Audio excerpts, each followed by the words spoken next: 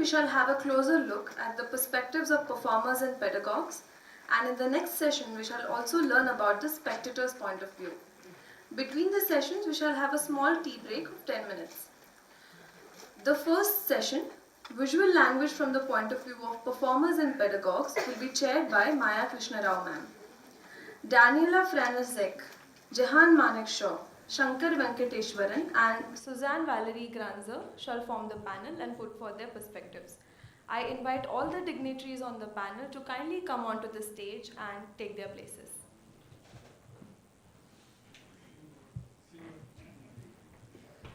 Maya Krishna Rao is a theatre artist who works both on and off stage.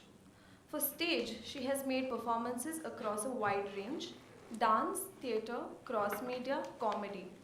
She collaborates with other artists to create multimedia shows that she directs and performs in herself. For several years, Mayaji taught acting at the National School of Drama.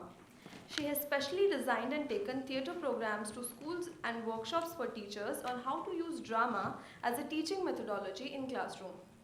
Till recently, she was a professor at Shiv Nadar University, where she designed a diploma course, TEST, Theatre for Education and Social Transformation, a first in any institution in higher education in India. We welcome you, ma'am. Daniella Franaszek, born in 1979, Switzerland, post her diploma course as a kindergarten teacher, worked with several institutions for children with special needs in Ireland and Switzerland.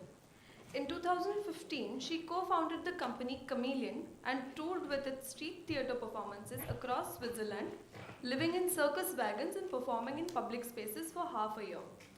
She completed her diploma course in theatre pedagogy at the Theaterwerkstatt Heidelberg, Germany in 2007 and has been working as a theatre pedagogue since. At present, she is working for Zentrum Theater Pädagogik at PH Lucerne, the University of Teachers Education, Lucerne.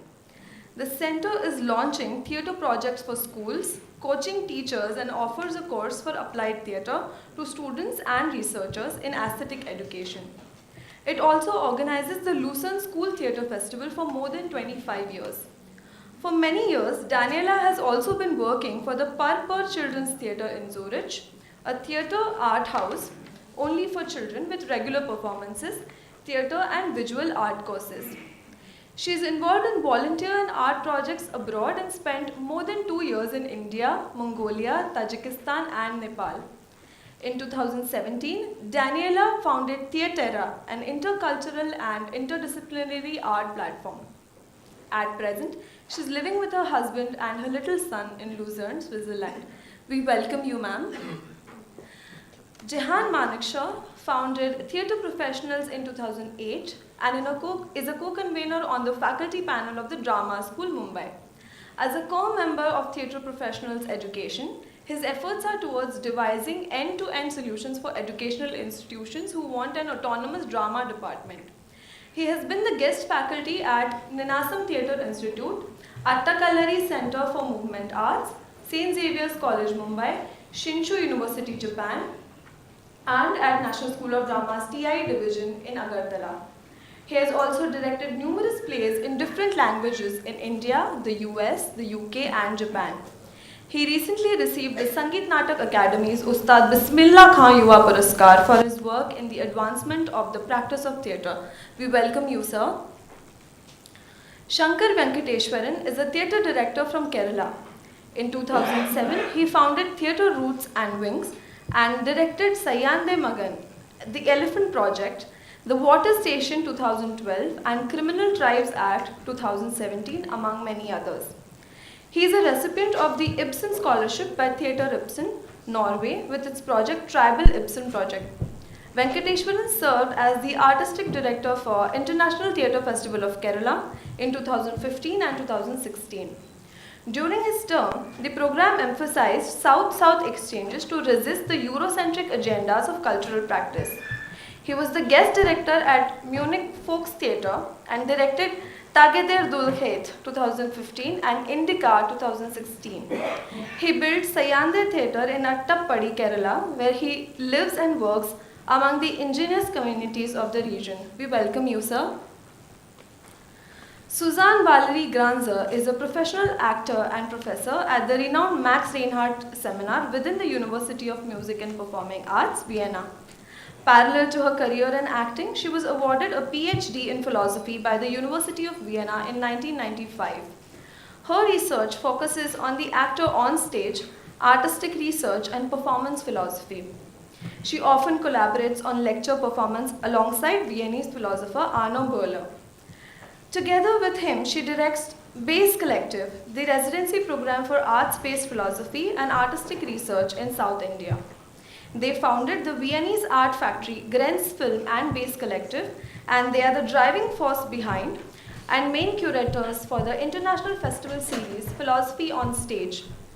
One of her books, Schauspieler außer sich, Exponentiert and Performative Kunst, was published at Palgrave Macmillan 2016, titled as Actors and the Act of Performance. We welcome you, ma'am.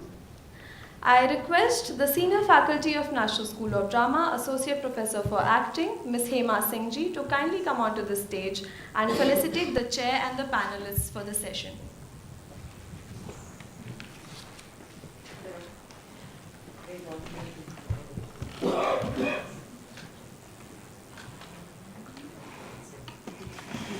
It's very heavy.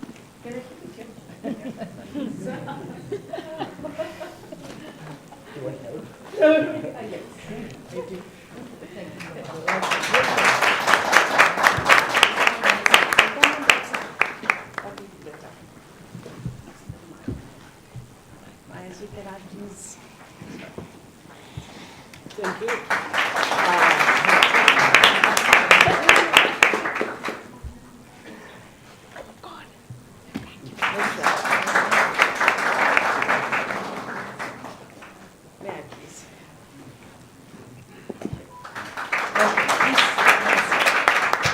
Thank you so much, ma'am.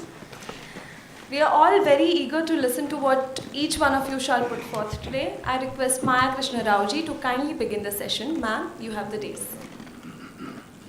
I don't know, we don't need mics, do we? We are audible? Thank you. For recording, you need it?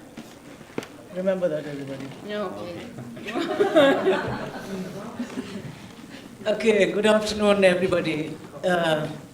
Great to be here again. I'm sitting with people. It feels like a river. It feels like many tributaries coming out of the river, smaller rivers coming out of a bigger river, because they all hold rich experiences of, and not this one. Rich experience of, I'd roughly say, practice and pedagogy. And I'm not going to speak in the beginning. I'd like to listen to all of them, and so will you. And then we'll take in these rivers, and then we'll have a discussion. So looking forward. And may we start in the sequence that she read out, the little biographies.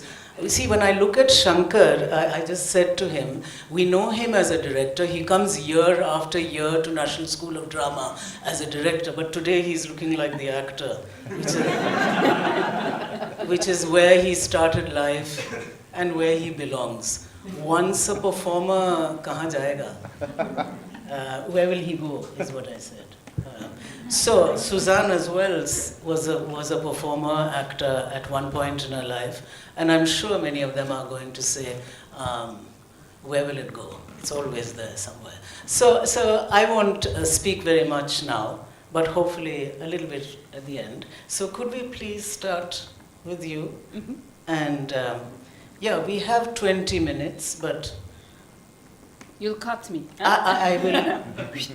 Right. I'll have two guns like this. Yeah, that is good. Okay. Over. You'd like to go there? Yep. I see. Okay. Thank you very much, Okay. and Right. welcome. Thank you.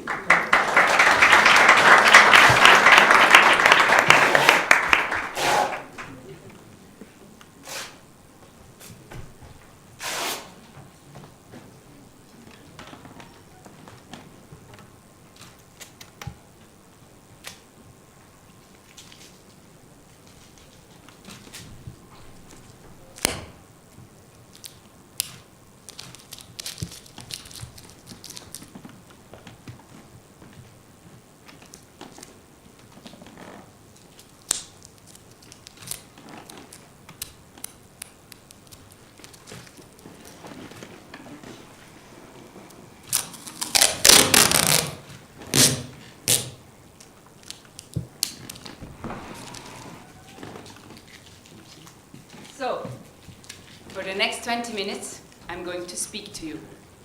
Now that starts already difficult because I'm speaking here and there. Right. I'll take also this one. Mm-hmm. Okay, right. So I'm going to take you on a little journey into the world where I come from and where I work and live. I usually don't hold speeches. Maybe I'm not the only one today. And especially I don't hold speeches with a PowerPoint presentation. I'd rather take you on a mini expedition to let you play, experience, experiment with the material, explore what it is that I want to tell you. To squeeze into English words what I observed for the last 12 years of my work as a theatre pedagogue, and to have you here on your chair more or less comfortable as an audience and spectator is for me a premiere. I'm anxious and I'm excited. But as I said today, when we met before, that is what I always tell to my participants. Hey, come on, leave your safety zone and enter into the unknown. So that's what I'm going to do. And I'm already curious for your questions in the end. And let's start the journey.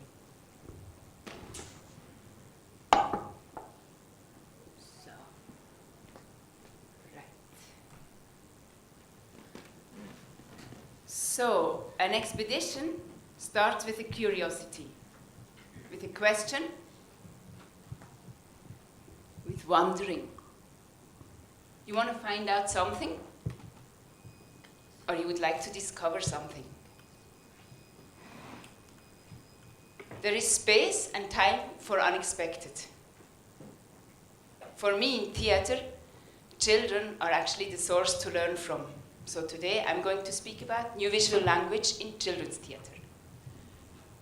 They're great teachers because they're experts at play and they're experts in giving time and space for unexpected. So I hope to share with you some of the experiences I had the chance to learn from my young teachers. So I picked 2 stations I would like to visit with you. In terms of theatrical process, we look at the path of aesthetic expeditions. And concerning performance, I want to share with you the movement of theatre for the youngest, which are performances for toddlers, meaning children 2 years onwards. I don't know how it is in India. In Switzerland, that is a trend which started maybe 10 years ago. So it's still developing and growing. We say in Swiss German, it's still in its children's shoes. New visual language in theatre. Let's look for a moment at language itself in Switzerland. As you know, we have 4 languages. Where I live, we speak Swiss German. And traditional children's theatre is very much focused on language. It's about storytelling, mainly by spoken language. German theatre scene is also very much depending on text and speech. But nowadays in Switzerland, a lot of children grow up in a multinational context. So suppose you're a school teacher, you might face a class of 20 kids. 19 of the 20 would not only speak Swiss German at school, but also would speak another tongue, mother tongue or a second language at home. Besides that, there are lots of children being integrated nowadays who before went to special needs schools. So they're children with behavior problems or learning difficulties or even a slight learning disability who nowadays visit regular schools and are integrated in the class setting of 20 children. So that creates a big heterogeneity, and a lot of teachers find this very challenging. As a theatre pedagogue, I find it very interesting because the heterogeneity for me is a source I can work with. And more than trying to teach everyone the same curriculum at the same time, I'm curious to find out who are you and how do you perceive the world. However, when I'm speaking like now, I can't assume that everyone will understand me. So there is a necessity to find a new approach and a new visual language in theatre to create a dialogue between the performers and the audience.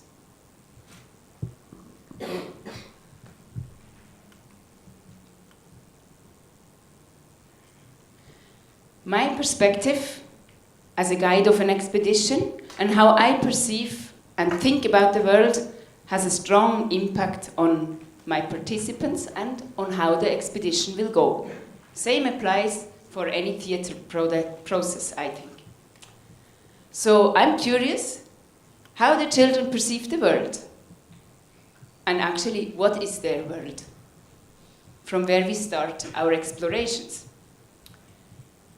I don't come to the children with a script or with an idea of a story, but I come with an empty suitcase and with a heart and mind full of curiosity to find out how they learn about the world and what interests them and what they want to find out and what we might discover together.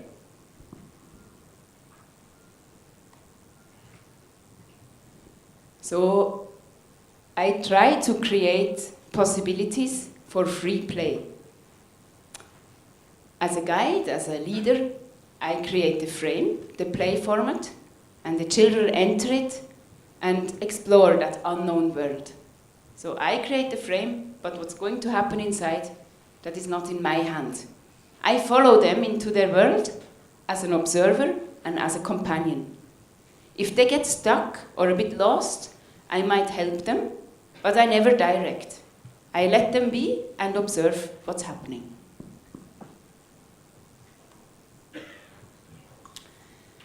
I create space for artistic processes, and I use artistic processes to enable aesthetic learning or aesthetic development. Okay, that sounds all a bit abstract, maybe?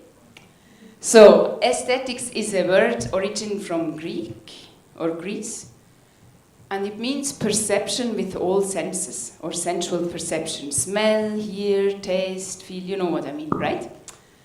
So, instead of explaining to you now what is aesthetic learning and aesthetic development and how it's interconnected, let's try out a small experiment. You might wonder why I'm walking around with a sellotape in my hand, or a paper tape. Yes, it's to give me security beside the gun. But it's also for this experiment. May I ask you to close your eyes for a moment?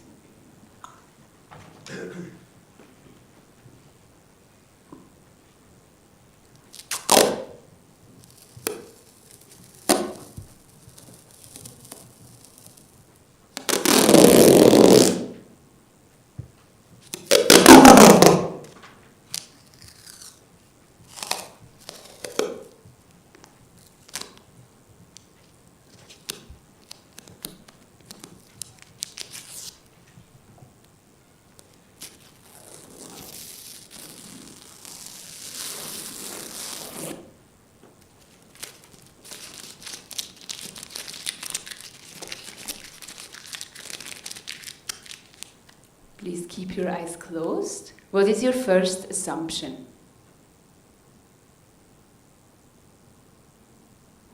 And suppose you would open your eyes and find under your chair a roll of paper tape. What would you like to do with it?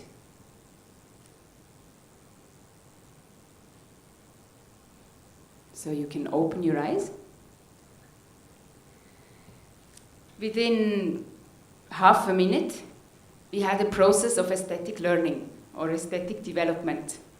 You first perceived something, the noise, maybe the smell also of this place, whatever you perceived it with all your senses. You connected it with your own experiences, so it made an impact on you. And this impact leads you to a wish to express your perception in any form. I don't know what you thought, that would be interesting. Anyone want to share his idea, what he'd like or she'd like to do with the sellotape? Suppose you find one under the chair. Ooh, it's really an audience. So I don't know, maybe you feel inspired to go and stick the sellotape anywhere.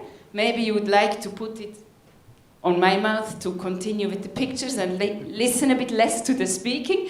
Maybe you feel inspired to try out yourself noises and compose a little sellotape music. I don't know. But that is what is aesthetic learning. So it's about creating spaces for perception, which will lead to an impact, and the impact will create a wish to express it. Why I'm talking about this in a session where we talk about new visual language in theatre? Actually, theatre pedagogy plays an important role in aesthetic development, and vice versa, we are using the form of aesthetic exploration to go into creative and artistic processes. And whoever of you is working in the context of schools, when it comes to the discussions of what is the importance of theatre, if you place that sentence, usually the discussion ends. And if not, they have to rethink the teachers of the school. I think it's about to rediscover magic. As I said before, to leave the place you feel comfortable and step into the unknown, where magic happens.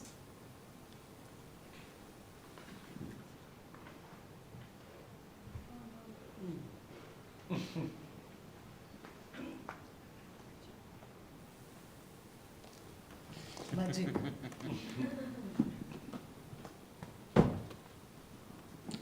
So, I let you read a bit.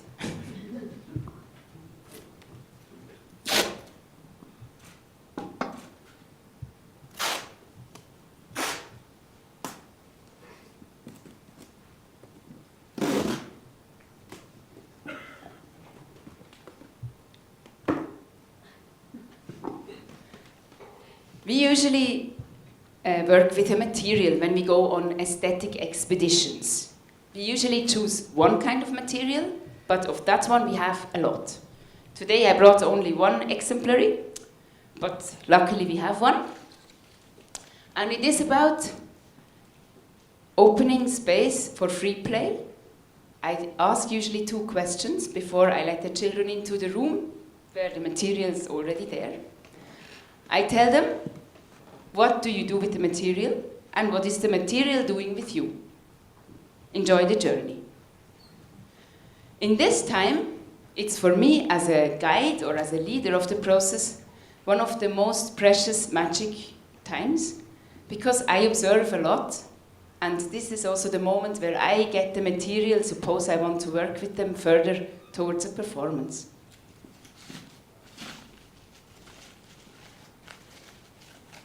So, there are not so many rules for free play, just there is no right and wrong. Especially in the context of schools, that is an important one. Because children are always afraid, we adults even more. Is that okay if I do like that? Yes, it is. There's no right and wrong.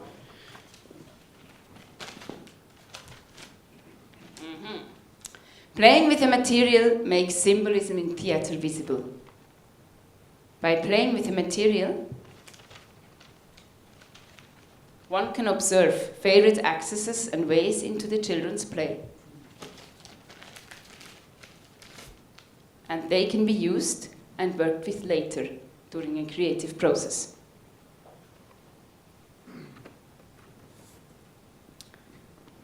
Another thing usually we have is a so-called researcher's diary. Means every child will get an empty notebook. It's theirs to keep, collect, reflect all the ideas which they find on the way of their journey. So more than just during the improvisation time and format of free play, they might go out into their own world back home and collect with an open mind and open perception lots of things which they connect with the ideas they found in the play. And me, as a theatre pedagogue, also use that book well to somehow keep all the moments and situations I observed. Right.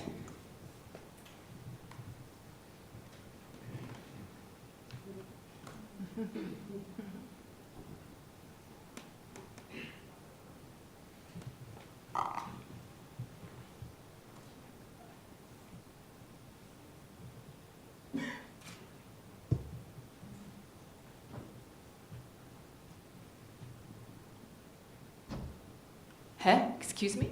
Serendipity? Anyone knows what that is? A happy coincidence. Ui, cool. Thanks. It's one of my favorite words, also a bit difficult to say in English. You said very well, I don't need to add anything on that.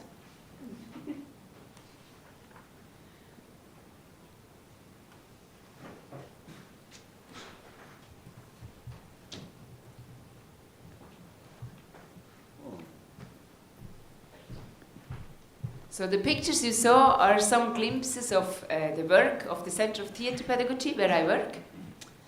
And I'd like to go into an example of an aesthetic expedition where we aimed at a performance. I coached this process, means I didn't lead it, the teachers were the leaders, and I just come now and again like a visiting faculty. 5 minutes. Thanks. To stay, we started with a lot of paper. It's fantastic what ideas the kids come with. Cut. I sit in front of lost-looking teachers. They can't imagine how the huge amount of paper and ideas will ever find its way into a dramaturgy and a performance. Cut. 4 months later, they performed Snow White. I don't know you know it. It's a fairy tale. Together with paper. And during the improvisations, Anna had the idea to play pregnant and use the paper for her baby in the womb. So we took that idea and I asked the kids, suppose you're grown up, what would you like to have, or what is your wish? And the answers of the children became the start of our performance.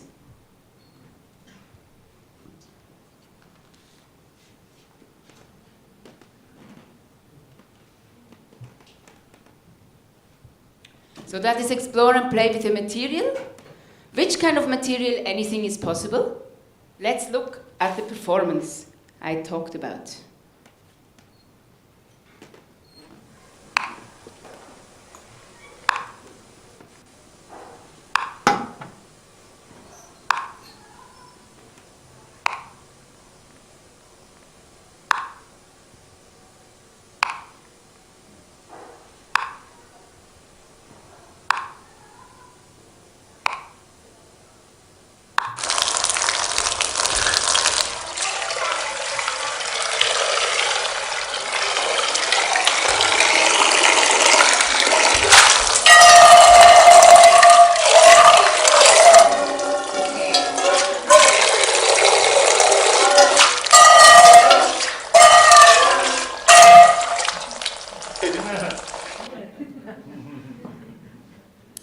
This was a performance by the Helios Theatre of Hamm in Germany. It's called HO2, water.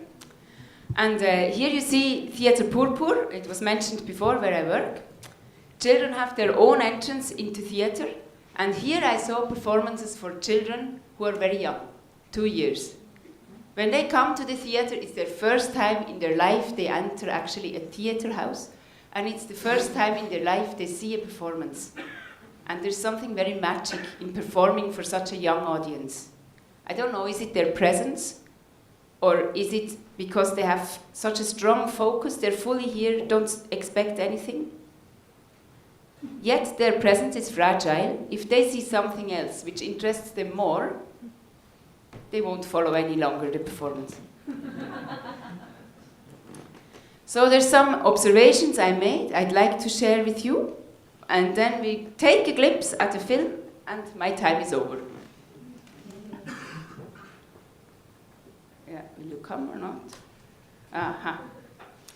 So I mention them because when you look at the film, maybe you may make some connection with what I say. The heart of the performance is the natural play of children and the visualization of it. Light, music, sounds, movement, and the sensuality of a material create images and origins of the playful actions with the material. So there is actually no story, and also not much characterization or even no characterizations. And as an actor, you might feel more like a performer in performing arts than a theater actor. But instead of a story, the performance might tell about the transformation or metamorphosis of a material. So in HO2, it's about water. So frozen water melts. Later in the performance, it's going to be boiled until it will steam. So the children experience that metamorphosis.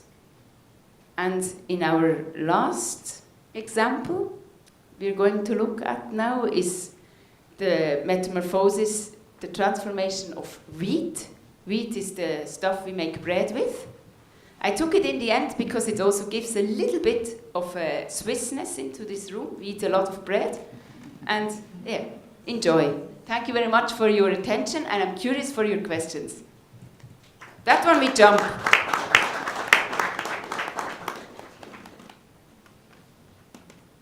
Oh, no. 1 second.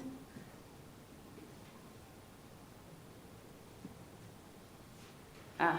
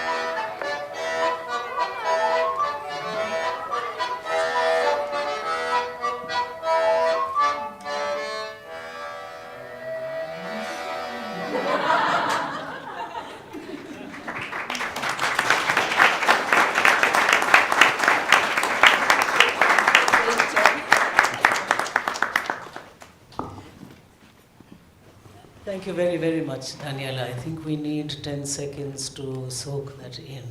Otherwise, this one speaker after another will wipe out.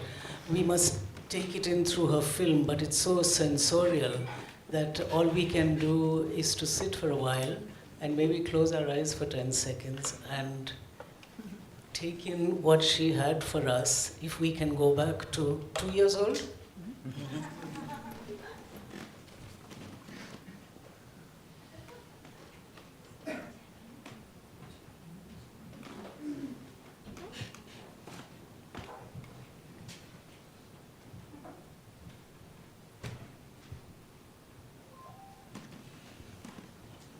It's probably a good idea to bring in Jehan now, because he shares some of this world, and there's another world, many worlds of Jehan's. So Jehan, please. Thank you.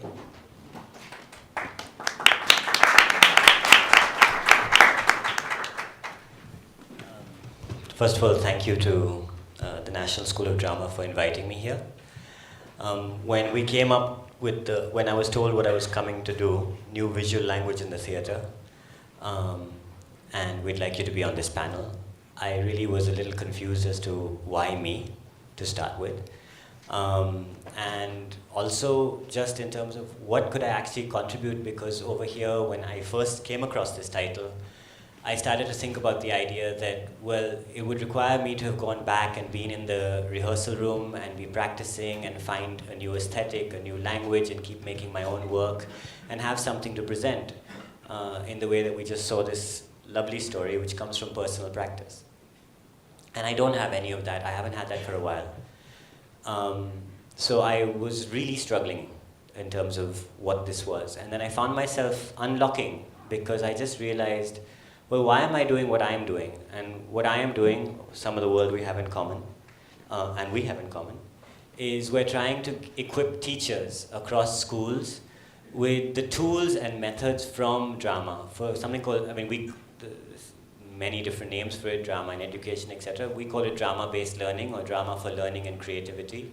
And we want to equip teachers to be able to do all of those things that you want to do. But that's almost a second level, because at the first level it's a tooling and a skilling of the teacher, but at a second level it's when the teacher starts to use these tools to suddenly themselves be transformed by those tools and become more aesthetic, more open to possibility, more open to serendipity. And that's a long ongoing process, and it's a very long haul with cohorts of teachers that we're working with in different cities. And that's the journey there. Because we believe in, if the teachers have these tools, then that many more kids will get affected by it. And it will help us. We just think that exposure to drama makes us better human beings. The second one is that we also run something called the Drama School Mumbai. We have 18 students who graduate each year. And over there, when I looked at this title in terms of them, I'm like, well, what are we teaching in terms of new visual languages for theatre? And we have a design module that runs for about 3 weeks in total out of a whole year-long course, and it has nothing in terms of what else is out there in terms of availability. I was just speaking to Amitesh Grover, who was somewhere here, and it's, I know the work he does. That's talking about visual languages in theatre. So I decided to take this as more of an opportunity to explore this idea a bit more, and coming back to why we do what we do.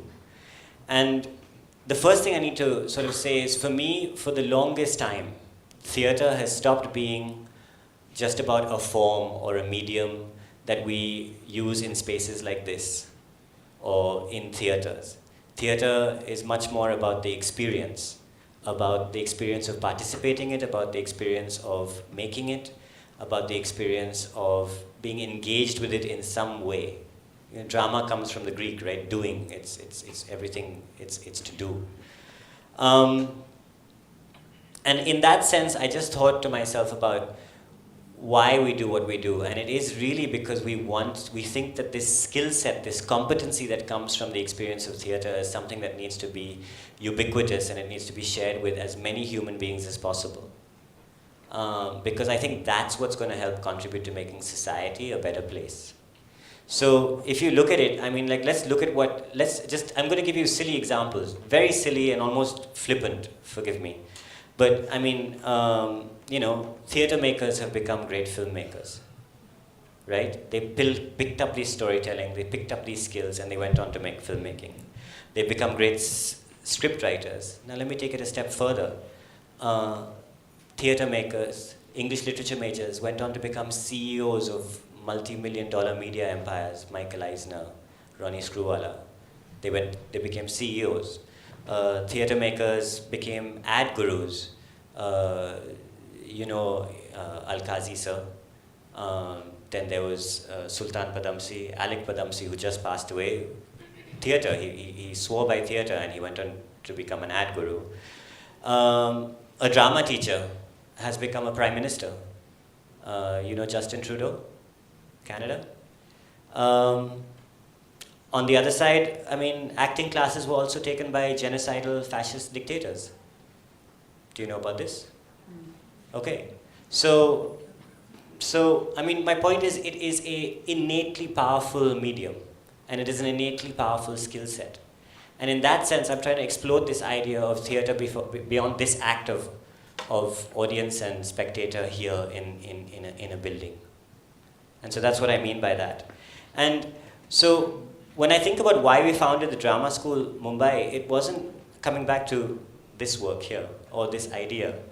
it wasn't just to create new theatre makers, but I'm hoping that it creates people who will be able to use this skill in a fundamental way. But we are at baby steps over there. And I just said, okay, well, what is the most inherent and most key baby step that we have? Oh, by the way, I would like you to imagine on the slide over here why we are here. That's the words. Okay.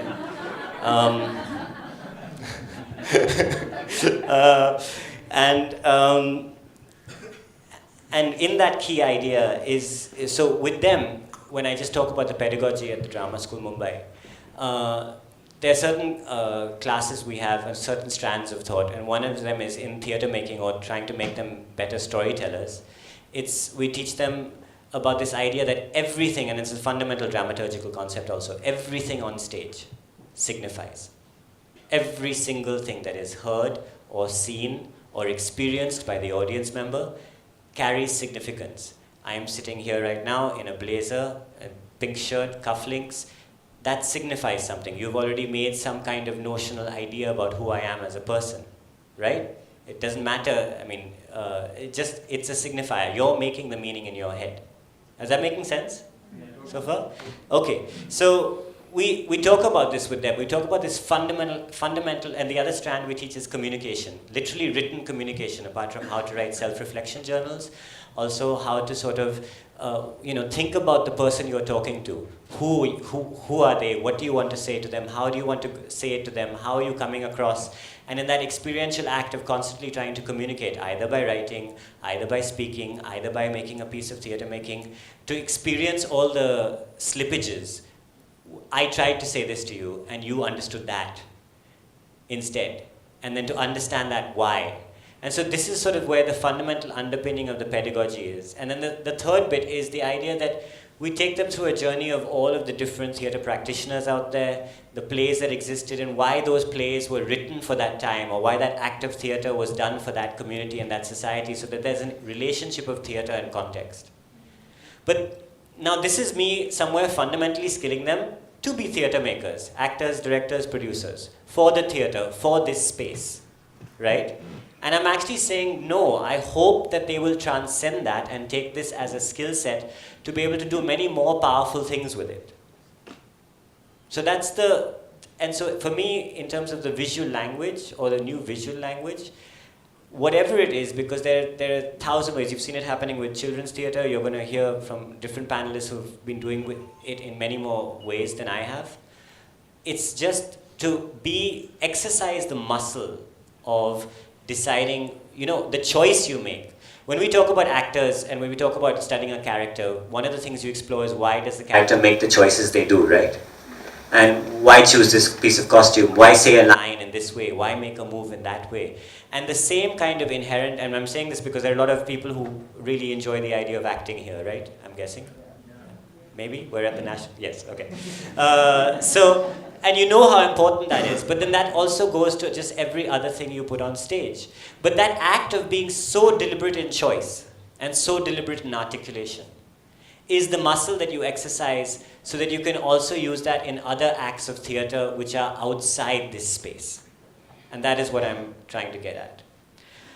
So one of the reasons and I'm just going to go on a side one, and I wasn't sure I was going to share this with you because this is a set of thoughts that have been in my head, and I wanted an opportunity to articulate this. But I do a lot of reading about the future and about things like artificial intelligence and machine learning and ideas about where society is going to be in 10, 15, 50 years from now. And there are these doomsday scenarios like The Matrix, where it's a war between AI and human civilization. Even in the best case scenario, you're talking about a society where intelligent machines help humans live a better life. But in all those scenarios, there's going to be a realm of work, of life, of doing that just is taken out of our hands and going to machine hands, or going to this machine learning or machine civilization, or whatever you want to call it. I don't know what it is. None of us know what it is, right? So then where does that leave humans and humanity and human civilization? And the only thing I can do, because I like to have an optimistic worldview on things, is imagine the idea that, well, we'll have to go back to what is inherent to us. So whilst machines, I believe, will become as intelligent as possible, I don't think they will ever gain consciousness or sentience, the capacity for empathy, the capacity for creativity, the capacity for all of these moments that lead to serendipity, right? And I think that will really be our realm. And so that's the realm in which we need to operate more and more and more, which makes all of this work of finding those creative calls, finding those aesthetic experiences more and more important, and exercising those muscles within us.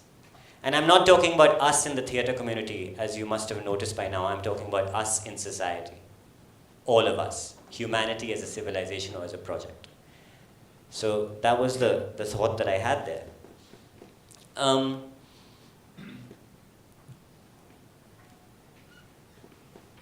So now imagine on this question mark. Yes?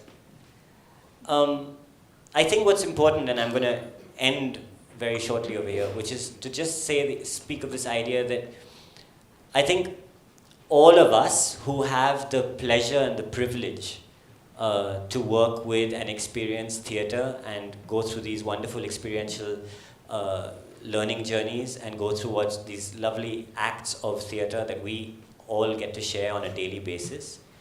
I think it's not good enough that it stays with us. I think it's self-limiting if we say that it needs to stay within the act of on stage and a live audience, right? I think we have to think about how we want to use this to give it to everyone else out there, because it's really needed. It's really needed because we want societies where we can be a lot more pluralistic. We want societies where we can be a lot more tolerant of each other. We want almost to use this as an inoculation against radical polarization in whatever direction. We just want a society of people who can relate to each other in presence and with common sense. And all of this, I think, helps us do that. And so if all of you right here, I mean, that's why I loved Maya's course when it was there. It was like theater for education and social transformation. And it totally resonated with me in terms of what it was doing. And so I think if you just imagine for a second that you're having these experiences, how can you take these experiences? How many people are in this room right now? What's the capacity of this space? 96. Okay, 100. Just because my math is bad. If 100 people over here somewhere take, and learn to do it, of course, 25 more people each into this world of experience in some way, shape, or form, right? We've already impacted, 2,500 people, right? So, and we need to think like that, and we need to do more of that, and we need to get out of these four walls with this, because this visual language needs to be, I had a very trite line, and I'm going to use it. What's the point of a visual language if it's only going to be seen by the 96 of us? It needs to be visible to the world. And I'll leave you with a quote, which is, again, about visibility, but it's interesting. Let me break that one.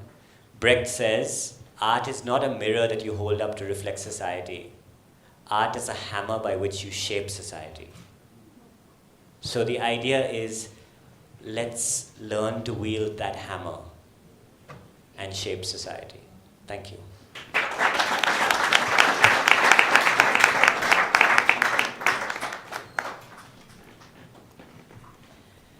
Thank you. I'm glad I didn't have to come down with a hammer. Sankar. Small ones, bigger Big ones. So. Yes, yes. Thank you, Maya. Thank you, Daniella. Thank you, Jehan. And thanks to Abhilash Pillai and the National School of Drama for inviting me. Shall I tell the truth to the audience? No. I can't be dishonest. I used to be teaching, I used to be performing, but I don't see myself as a pedagogue or a performer. recently. I direct. I'm a theatre maker and a director. Theatre maker because I make original pieces for theatre. Director because I also direct existing plays for stage. So let me just read out a statement, my artist statement to begin with. So I make theatre to create shared imaginary experiences. In my area of practice and my primary interest in theatre, whether making new pieces for theatre or for the stage, or when I'm curating a festival, or when I'm actually constructing a theatre space, I constantly try to find this shared ground. Theatre gives me the possibility to imagine the world in a new light. It gives me the language to share this imagination with the audiences. And it also allows me to open up the possibility to coexist in the society. Theatre for me is located in a space in between the bodies. The body of those executing an action and the bodies of those perceiving and receiving that action. I experiment with this dynamic intersubjective space to share, to find ways to share and exchange imagination, intentions, emotions, evoke cognition and experiences in the bodies. I see the spectators of my performances as vital co-creators of the theatrical experience. So I started my work, professional career in theatre in Delhi in 2007. So I was fresh out of my school. I did some training in direction in Thrissur in Kerala. And then I went abroad to a school in Singapore. It was TTRP, now it is known as ITI, from where I did a 3-year intensive, immersive actor training program, came back to Delhi and started watching performances, was in a few rehearsals, and it really frustrated me. I just could not agree with my sensibilities were changed, and I could not sort of accept the theatre that was going around. So angry me, I was in my 20s, wanted to shake the root of this so-called theatre that I see around me. So I found a piece, a play by an Australian playwright, Richard Murfitt, called Quick Death. That was my first professional work. It is 51 scenes in 30 minutes. No story, characters, plot, dialogue. Very engaging. Yeah, so that was where I started. And at that time, I was playing for an urban elite audience in Delhi. The show was in Sri Ram Center. So that reference of the audience informed the piece and also my sort of relationship with the theatre in India. Circumstances changed. For my next work, I couldn't do it in Delhi. The next work that I did was called Elephant Project, Sahinna Magan. I don't know, some of you must have seen it. For that, I had to go to Kerala and Thrissur, to a suburban sort of, a city, a township. So that is where I made that, I rehearsed and made that piece. So that audience and context really informed the way that piece was. Then later on I went and worked in Ninasam in Karnataka, where I went there and I did not understand a single word of Kannada that was spoken. So there was no language. So that changed a lot. Like, I chose to do a play called The Water Station, which is a silent piece of theatre for 2 hours. So then that context and the audience and Ninasam, Hegodu, that place informed a lot, in terms of the visual language for that piece. At that time, I went to one of these expositions by Kanelal. So this Elephant Project was, it got good reviews and people were talking about that. The Water Station was also like, people were talking about that production. But Kanelal ji, on my face, he asked me a question. So what is the purpose of your theatre? And I struggled to give him an answer. I did not have an answer, but that question remained. And what that question did to me was, it took me from Thrissur, the suburban township, to a place called Attapadi.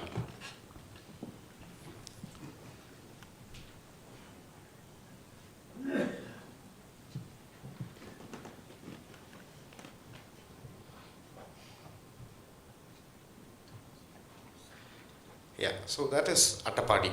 It is 2 hours from the nearest airport, Coimbatore, but it is really isolated. It has a human development index, which is the lowest in the country, which can be compared to some of the poorest places in the world. It is a domain of indigenous culture. On the outside, it's very beautiful.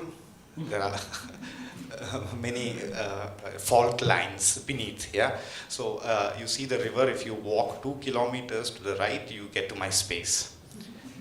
So We've done it. yeah, I went there in 2010.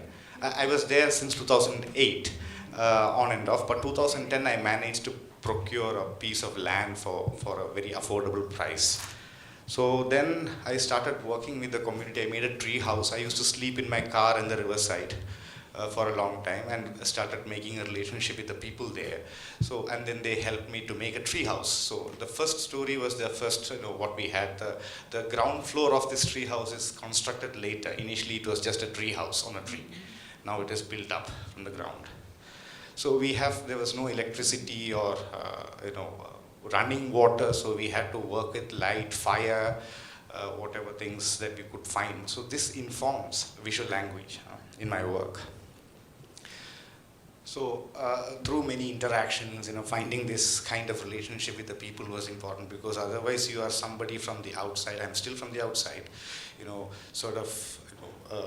drop down to this place. So it was very important for us to start building this relationship with the people. So this is activities.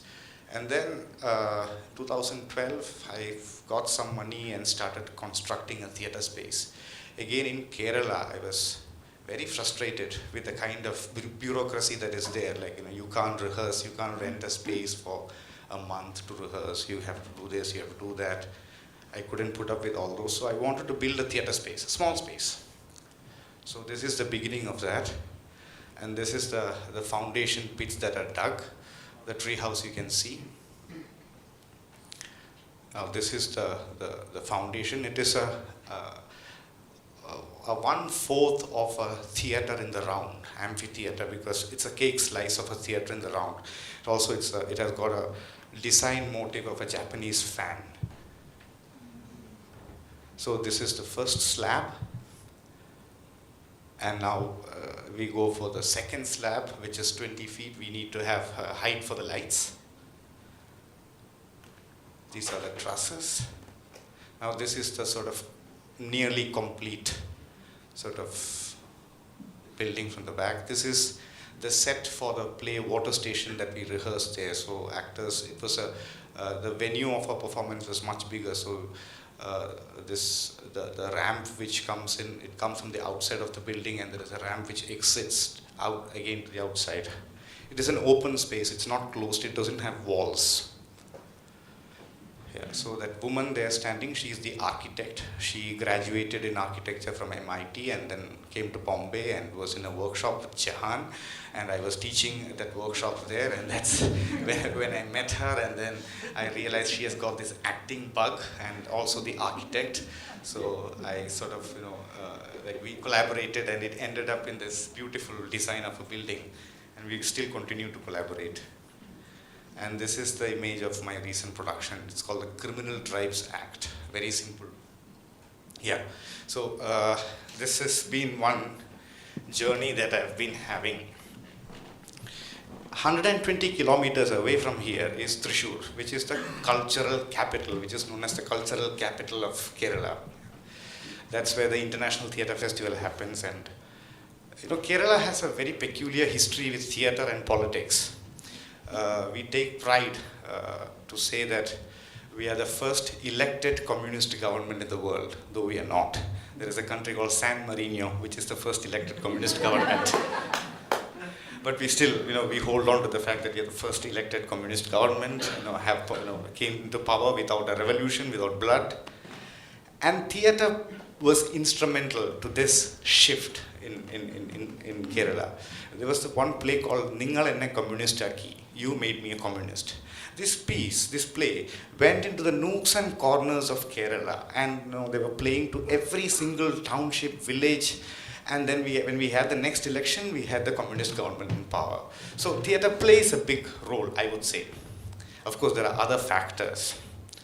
At that time, it was social realism was like very important. Like before that, the visual language was very much dependent on musicals, the Sangeeta Nataka tradition. Now, when suddenly the social realism came on stage, the musical theatre just disappeared. We don't have any trace of that visual language in our theatres. So we have the first rupture, which changed things into social realism. Then in the late 70s, no, much before that, the next wave of ruptures and changes, I would say it must have come down from the center, from the cultural policies of the then Nehruvian government. So they wanted to take out colonial influences, Western influences from our theatre, from our stage. And there was, I'm sure there was a lot of support and funding, which was poured to cleanse our stage of the Western influences. And suddenly we have the visual language changes. What we had then was the new realism was no. Yeah, social realism was out of the window. We had the theatre of the roots, yeah, where chorus and community was very important. That's instead of characters, like in realistic plays you see characters A, B, C. Then suddenly there was this transformation where you have chorus and community and a lot of Mahabharata Ramayana plays being staged. In the 70s, there was drama school came, another rupture into this visual language. A university set up a department for theatre, and suddenly theatre became a thing that has to be, it's an academic exercise. It's you have to, go train yourself for 3 years, then you get a degree, then you come out and then you work. So that was another shift, and theatre started to become very experimental. And that's when I think Malayalam theatre was, it shifted from the playwright to the director. Because until that time, it was playwright directors who would write their own plays, who would direct their own plays. Now, like K.N. Panikar, he was a playwright as well as a director. Then once the drama school, the School of Drama in Thrissur was set up, suddenly there were directors. It's a big sort of change and transition that is ongoing. Like we had directors like Jose Chiramel, Abhilash Pillai is a very respected, renowned director. Deepan Shivaraman sitting here is a director. So their theatres it's a director's theatre. It became. And since the last 10 years, we have another sort of interruption into this visual language, which is the International Theatre Festival of Kerala. And that's also doing things to the way people watch, perceive, respond to theatre. Now, I am inclined to think that visual language in the theatre, it is a result, a product of, or an outcome of the negotiations that happen between the body politic, the space, and the various creative choices that are made in the artistic process. So, what I mean by this is, if you look at, let's talk about choreography. Choreography, the Greek word is writing movement, choreography. How do you write movement? We have had choreographies in Kerala from the days of Kudiyatam, the Attapragaram. It's all notations of movement but written down in words. So if you look at the choreographies, I see a very, these shifts happening in choreography with the kind of social changes that is happening around. I think there is a very strong correlation between the two. So the traditional theatres of Kerala, Kathakali, Kudiyatam, the choreographies are very frontal. So there is a lamp in the center. The performers are always facing that point of power.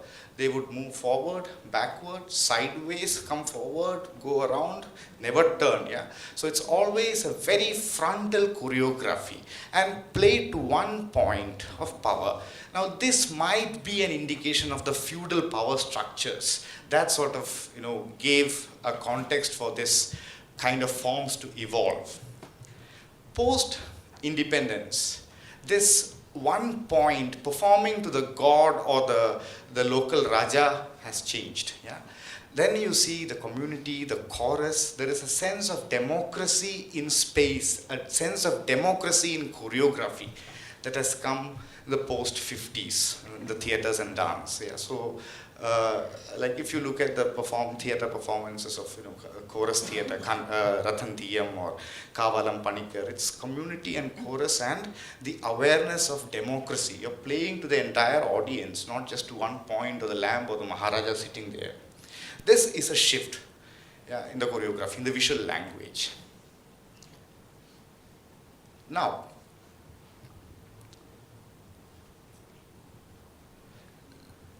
though there is this awareness of democracy, you're playing to the people, the masses, the making process remained very feudal, with the director as the charismatic figure and the actor as the working class. So this is the chorus theatres, the community theatres. The director he knows everything, and the actor's body is a vessel.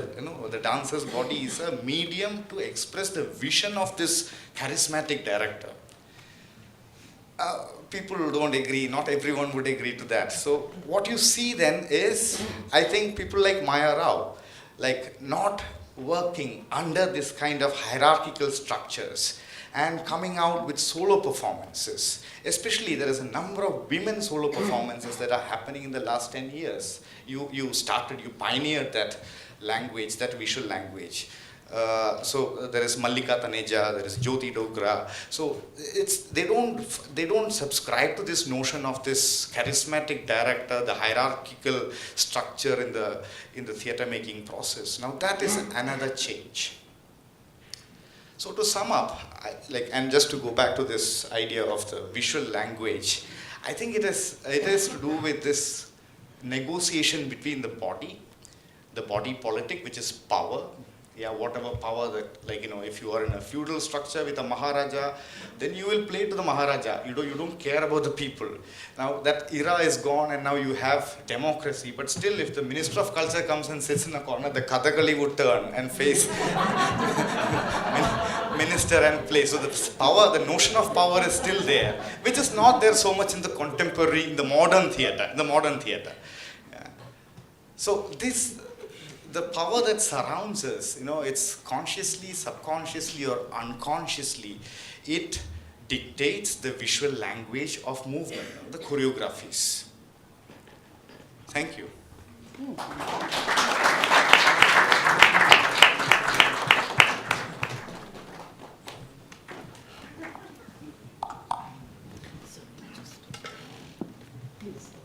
Okay.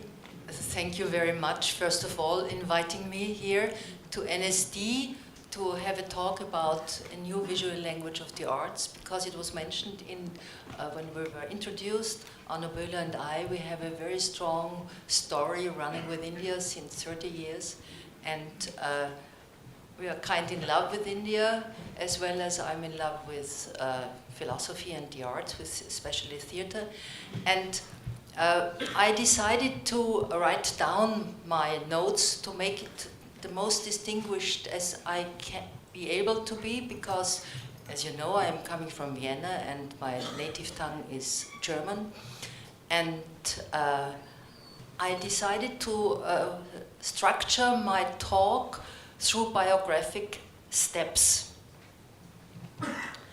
And first of all, I give you a short background from where I'm coming. I come from Austria, born in Vienna. And the capital city of Vienna, maybe you know, is famous for being crazy, and I tell you, crazy about the art, music, and especially in theater. It loves its actors and actresses comparable, I think, to Bollywood stars here in India.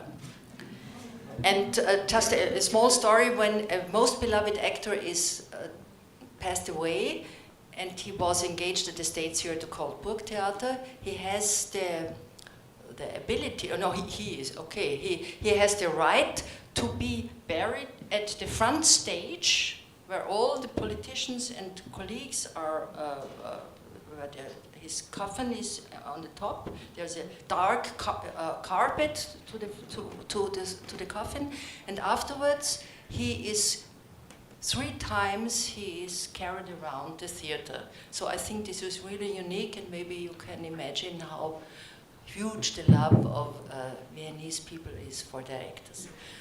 Okay, and I was born and raised up in such a artistic, pregnant climate. But, and there is the but at the moment I felt in love with the performing arts. I felt simultaneously, and I tell you, it was simultaneously, in love with philosophy. And this had a strong impact to me in my whole life, and also as a drama teacher. And by sure, we all know that there is a cascade of contradictory motives for becoming an actor or an actress.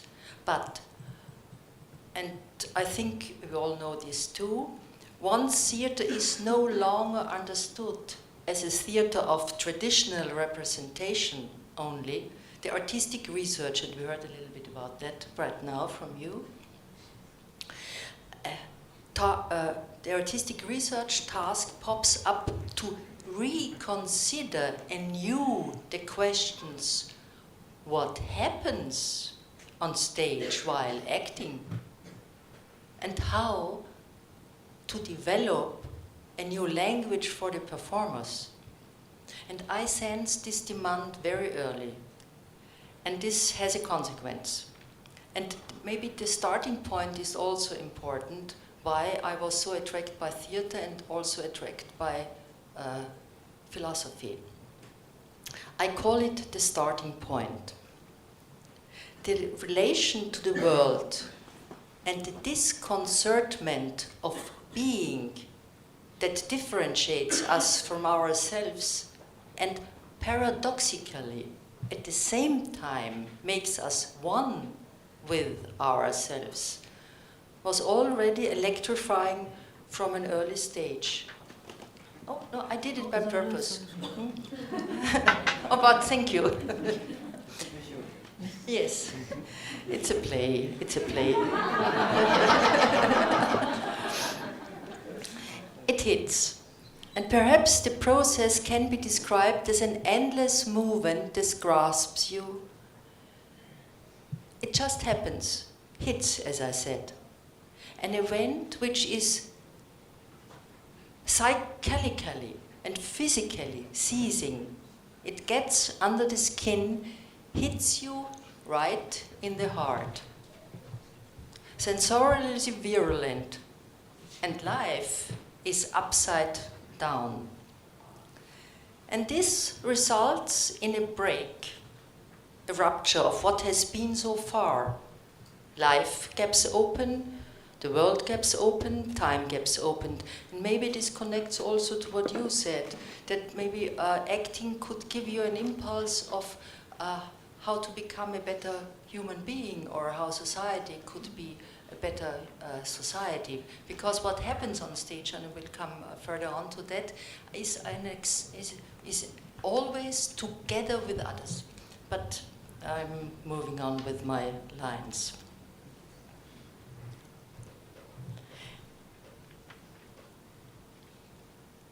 Okay. Biographic note 2, trigger theater. Life unfolds in its maelstrom, its labyrinth. And there is no way back to suit and tie, to skirt and blouse, to put it in European terms. Along with this, a passage is open to theater and philosophy. In the beginning, for a long time, it is the stage. It was for 20 years I've been on stage as an actress. And it was a beautiful time. It was the stage that provides a rich reservoir of world. But soon, and now I'm coming to the but But soon it becomes clear that despite one's joy of spectacle and performance, and now I'm quoting Nietzsche, a truth that slips only into refined ears is not so often heard in theater. The question about the performative art of theater now starts to rumble. Apart from many professional skills one needs in acting, it is the lived body, it is its being in the world which finally is at stake on stage. Could we not therefore come to the conclusion that how one performs, one's existence, is the specific challenge for art at the theater, and that this is what determines its quality? After all, is it not our capability of being that is on screen in the art of acting, which awakes our daily mode of being from its dream, from sleep, from everyday life? But how is that supposed to be possible? Is there a road to it? A sat-nav? A method? Some knowledge? A techne, as the Greek said? No, I think there is not. This we are told by self-observation and by observing others, because you cannot make it. At least you cannot make that it happens. The event cannot be done. It has to happen. So it has to be given. Of course, there has to be a lot of knowledge, many methods, loads of necessary know-how. Wanting to grasp and understand it, which will not fit in, this triggered the next step. And so philosophy came in. Philosophy moves into focus. It promises a deeper understanding. It promises a deeper understanding of the phenomena of life, of the play of forces, and how they relate to each other. Of the forces that started moving without beginning or end, in which everyday language loses its way because it lacks the words. Could philosophy not be as the craving for knowledge of, and now this is an important sentence for me, how one becomes what one is? I'm referring here to Pindar, the Greek, who says, werde der du bist, become who you are, who you already are, but who are we? That's the question. Driven by this passion, philosophy is studied alongside theater, and it maintains its attractiveness. Its siren calls does not lose its allure. Just follow the white rabbit into the uncertain, and hobbledy-hop, one finds oneself behind the curtain. A line has been crossed to something, while at the same time catching up with it. This can only be tried out and practiced again and again and again. It requires life and art as a laboratory. It requires thought as a dare. It requires a new language. It requires experimenting on stage. The play of chaos and order. And a promise is made to the becoming, to the different, and yet to the unavailable. Questions about subjectivity and fate now made their entrance and exit. Their conflict is not just a private issue, not even one's own personal happiness. The allotment garden has been dismissed. The power of discourses flickers and bustles in mind, belly and sex. They make us wonder. They want to be filtered and classified, to be thoroughly understood and tested, both in mind and heart. Yes, the heart. The obnoxious, dismissed entity. sentimentally burdened, conservatively burdened, morally burdened. It is on the blacklist in Europe. Biographic note 4, philosophy on stage. Art and philosophy are the love couple of this life's journey, as a lucky incident. They do not become tired of each other. No habituation paralyzes their mutual interest. On the contrary, again and again they inspire each other anew. They are joyous and curious about each other, also quarreling, but based on and led by one and the same libido, one could call a friendliness of the heart. And here I quote indirectly the poet-writer Friedrich Hölderlin. It's a line of one of his poems, Friendliness of the Heart. It represents the active power of affirmation, the yes to the yes, as Derrida puts it in words. A yes that is uttered not once, but again and again and again, as a promise keeping itself and being renewed by its keeping. Consequently, the first beginning, the hit, has never stopped being a driving force for the field of art. All these questions which popped out, as I told you, for the very first time. And following Nietzsche, philosophy on stage may be considered... This is very important, how it comes to philosophy on stage. And gradually, resolutely, the traditional stages are replaced. And there was the time where I left the traditional theater, by the format of philosophy on stage. One can call, I think, trying out a new language of performing.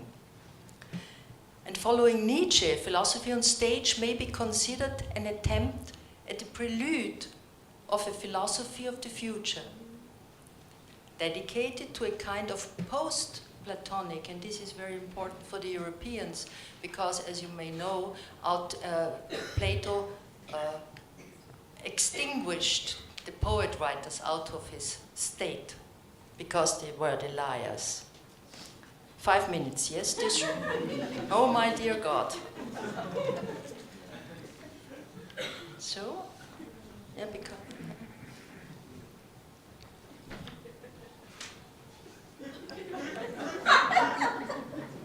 Okay, this is important because the conceptual persona at the heart of philosophy on stage, there is Nietzsche's character of the artist-philosopher, or the other way around, the philosopher-artist.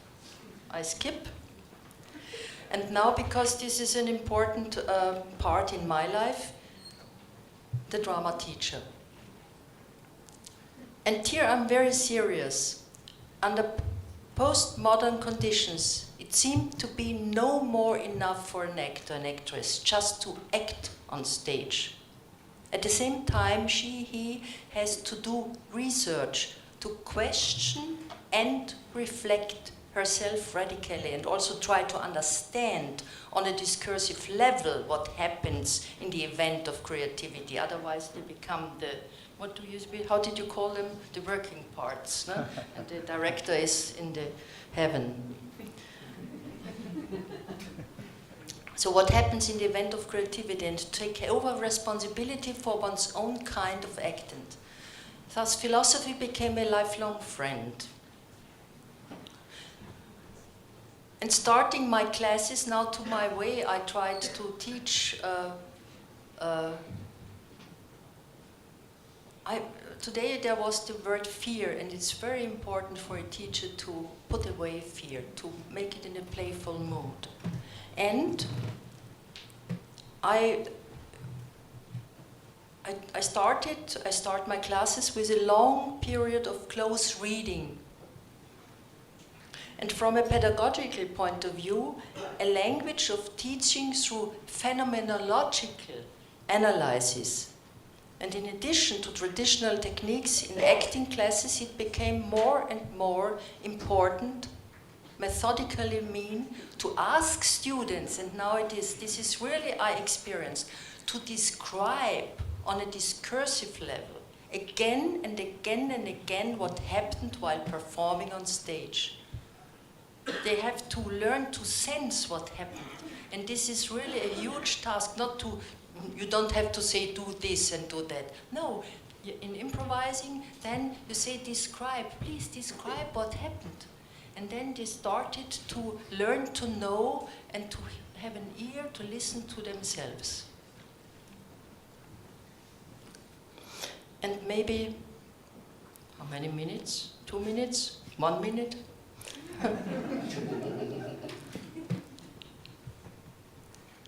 Yeah. Maybe. Yes. This, 2. Perfect. This process doesn't spare one's own self as if one's thought were understood. Okay. No. I come to the point that's not the I which is performed on stage, but it's always a being together. You were talking about this. It's always a being together. And this being together can be it's a task, but it's the beauty of theater. And yet, I'm coming to the last point. In the course of this process, actors and actresses, named artist philosophers, insist in the heart and understand this claim as a subversive act. In Natashastra, the oldest known text of the Indian culture of theatre, the focus is on one, as far as I understood it, having a heart, a sarideya. I don't know to pronounce this properly, but sarideya. And please, yes. And then maybe to end, Heiner Müller. Heiner Müller is talking about that fear is the most strongest connection, because the audience the spectator does not see the living ones, but the perspective ones who are all the dying ones. So we are all going to pass away. But I think he missed there something very important, and this is the blissfulness of being together. Yes, and if a Sarideya is popping up, then maybe we all know that life can be a kind of becoming. Okay, now I lost my lines.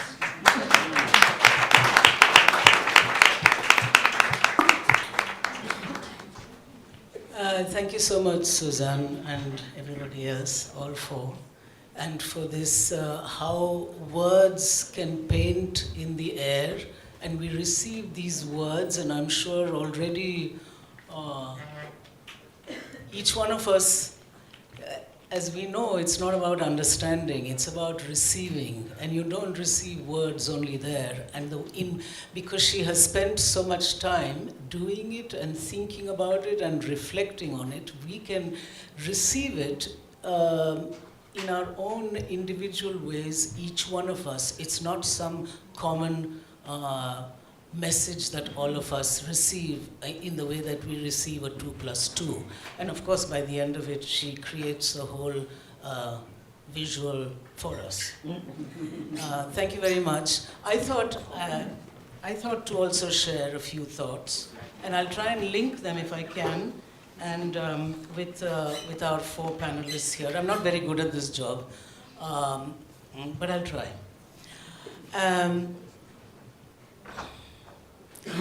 I'd like to start from saying that from the point of view of being a performer who somewhere went into teaching, came out of it, and does it now in different ways. But this crossing over from, and I was once an actor, and I like to be able to say that one moved from acting into performing, into teaching, and then coming out of it. And one thing I'd like to say in the beginning, what happens as a performer at a very, let's say at a subconscious level, it's very good to be able to come and teach, because then you have to touch on things that you have experienced as a performer. You've got to pull it out, and you've got to make it into some kind of a grid that you can share with students, but where they can make sense of it in their own way. I just want to, in the way that Sankar also made a little statement, would like to, and also link it with what Daniella was saying. So she when she was talking about children, she talked about perception and impact and a reflection. And then, what was the last word you used? I think, was it expression? Expression. Now, when we adults go into preparing ourselves, we can't go simply by perception. I don't know whether it's because we've lost a childhood, possibly because we've lost a childhood. We have to, and this is where I'd like to see this transition from actor to performer. For us, this whole body is the map. And in this body, and I'm stating the very obvious, there is this, there are senses. There are senses that grow into and sometimes become emotions. But who knows whether they become full emotions, because already the body is moving to create action, and probably the emotion gets courses through the veins and is embedded in the action.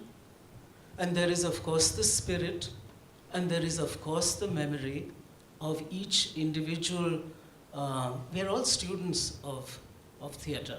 I'm not a teacher, I am still a student.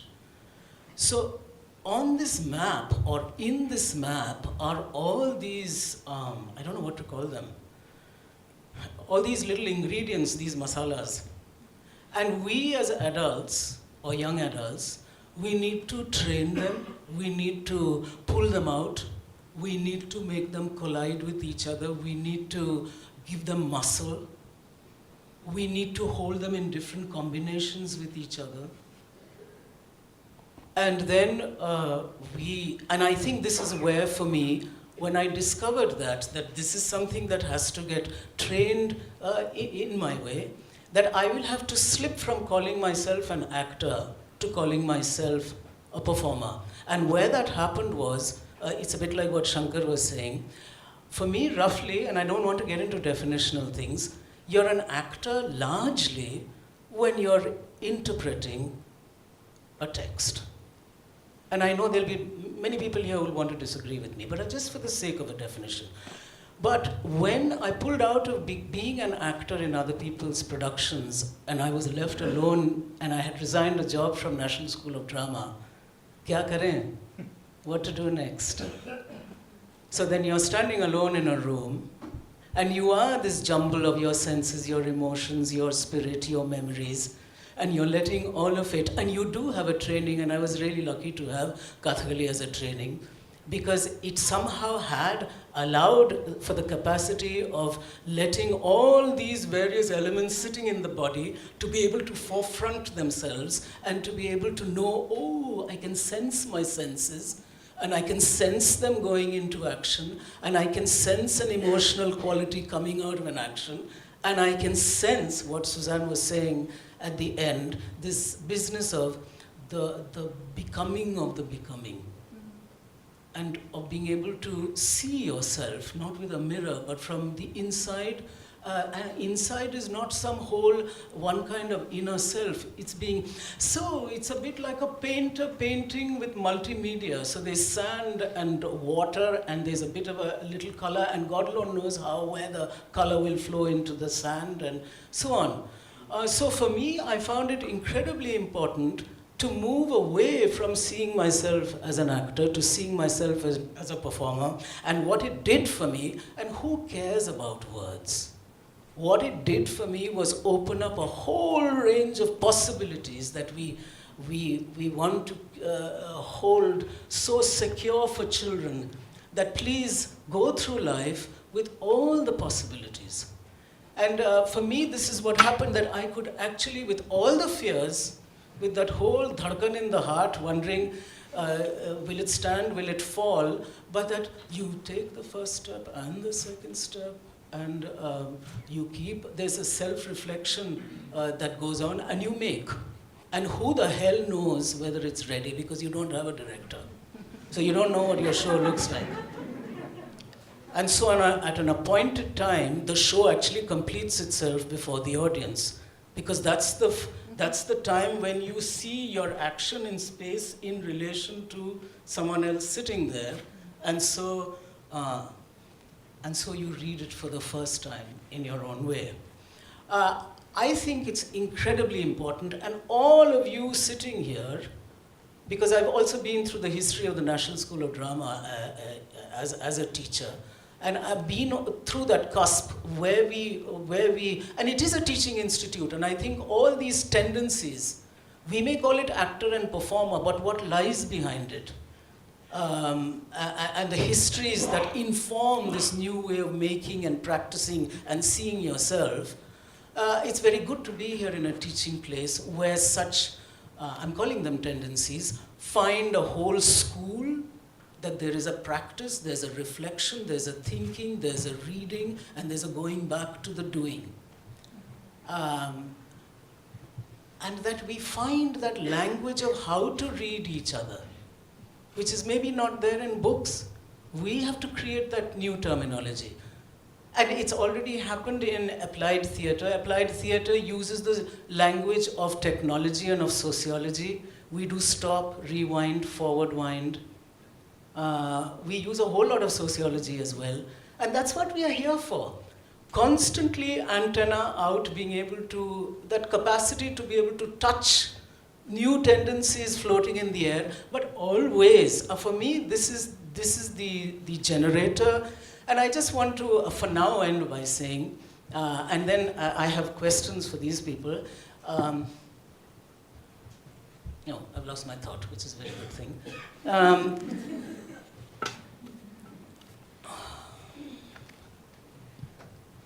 So, I have a question for Jehan. He completely ignored it. You have in your theatre professionals sitting faculty who, from what I know of them and I've seen them perform, actually train the actors in how to look at the body as a map and how to get the body. Yes, and this is what I wanted to say. You can't just say, oh, it's a matter of choices. There's much more happening in your school with that kind of faculty. It can't be that I can just go there and say, I did this, and you must be able to read the meaning. No, the body has to be prepared with an imagination first. You prepare that imagination so that you have possibilities, and that possibilities you can take to a Chekhov, to a Mohan Rakesh, to a re-looking at Lady Macbeth, to seeing Jyoti sitting here, to an empty slate that I'll stand in empty space and this body will talk to me because I've trained it. I've trained its imagination to come out and pull out possibilities, and from there I'll do the making. You have faculty sitting there, and you need to share with us a little glimpse of what is it that they do with their students to get them to become aware of this body being its own generator of a visual language. And let's not for a moment, this is not about new in the sense of visual isse pehle nahi tha. All the Kudiyattam and Kathakali is only visual. That making of the gesture is not meaning. It's of visual. So we are not talking here, we are not trying to create oppositions between there's a visual now and there wasn't before. But I think what we are essentially talking about is, at least when we talk about performers and pedagogues reflecting on it, as how does this body become the generator? How do you prepare it for becoming the generator of that visual language? And let me just say one more thing about this. When you start discovering its possibilities, you just get very, very greedy. Aur bhi chahiye, aur bhi chahiye, aur bhi chahiye. And the aur bhi chahiye then enters, which a lot of people I know, and I'm saying this to provoke, there enters the camera. And please let's not call it technology. That's doing badnaam of the camera. Because the camera in the hands of a filmmaker is something else. I've played with the camera for very, very long. It's a co-actor, and it's a damn challenging co-actor. So if I even begin to think, oh, I want to begin to know what it is about people making a home away from home, call it migration, call it what you like. And I don't know, if I held out my palm like this, And if I had a camera and I had a friend, I can see Amitesh sitting here, we've done this for hours. So, and then a camera is to zoom into this palm. None of us have ever seen our palm close with all the little tiny pores. And if it's magnified at the back, and I'm talking about migration, and it's my own hand, and it's become a map, and my body is a map. Already, what have we done? We've set up little, it's like a map, set up little pinpoints, jahan par you can put a pin here and a pin there. This is a map, this is a map. It's mine, but it's not mine, because I don't know it when I look at it like that. And there then starts all the possibilities of discovering a show around migration. So is this hand going to be my fate? Does it already know my future? Do I follow it? Do I put it away? Do I lick it? Do I make it dirty? I don't want to know you. All this is visual language, because I'm playing with my body. But I don't think you can begin to play unless you prepare that imagination. मतलब उसमें मिट्टी डालना है, पानी डालना है, सींचना है ना? सींचना is the word, सींचना है. And then it begins to happen. And thank God you have a National School of Drama to do that for you. Okay, I am, sorry, I get a little carried away with this. So Jehan, you need to tell us in 2 or 3 sentences about that as well. Because otherwise, you have not won your place in this forum talking about digital whatever you did. What? Yeah, okay, so that's one. This is my job. I'm supposed to provoke, and these are friends. It's not just about choices. Even choices need preparation. To be able to make a choice of, I want to go like this, you need to be able to have that body of imagination. Who is preparing that, and how? You've got the faculty there.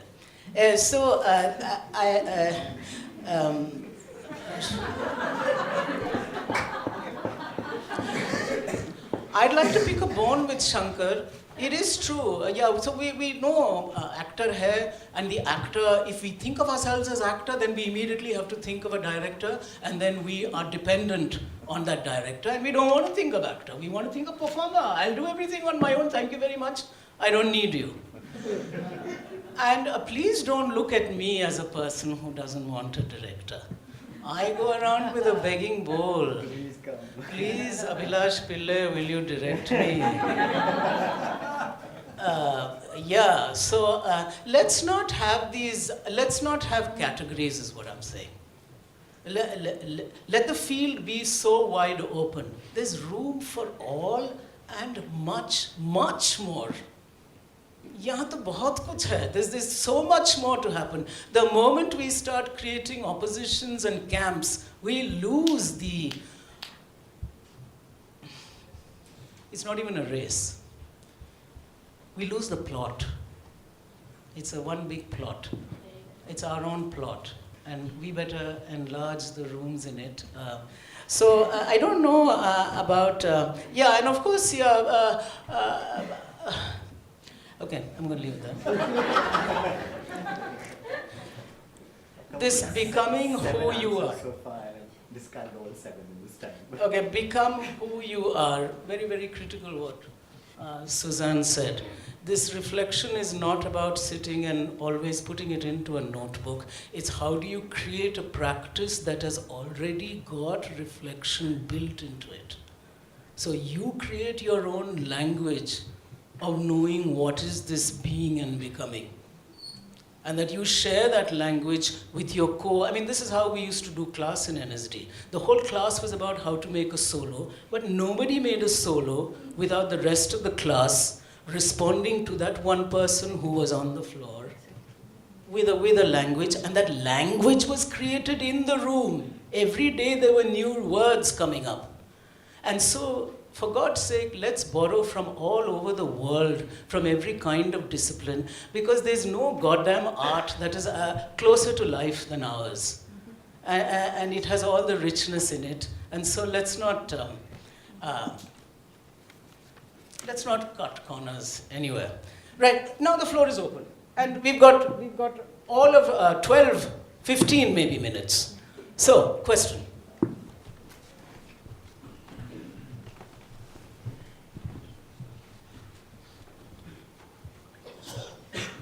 And you must give your answer while you're answering something else.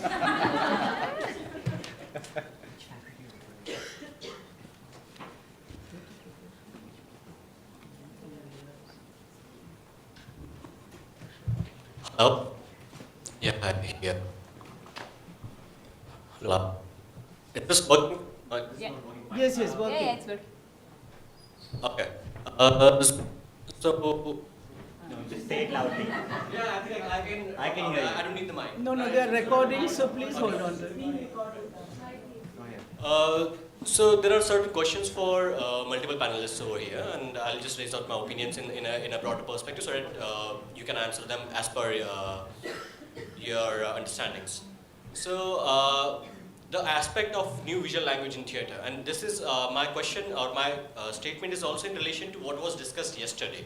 It's not just in relation to what was discussed No, here. please stick to today because us are only here today. All right. Yeah. Right. So there is this larger notion of a larger section of the society of theatre-making people, and not just in India, all over the world, who do not have the liberty of coming up with extravagant performances. Extravagant performances, or have a lot of resources to use the light, the technology, and whatnot. Okay. Which is very much important in our times, because we are living in the age of Netflix and internet and all, wherein a person can living at his or her own room can look at global art form.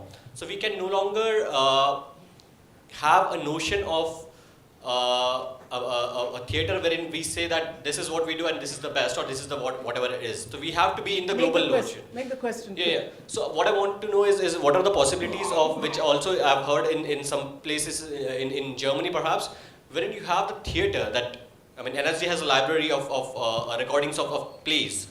What are the possibilities of those plays being available to a larger audience? You know, not just students, even for a larger audience. Okay, can I please? Now, this is really not a relevant question for this forum. It's precious time. There are 10 minutes. That's a question you'll have to take to the NSD, all right, about library and making it accessible. I would like to collect some questions, and please say specifically who you would like to address that question to. Somebody else? Anyone else, please?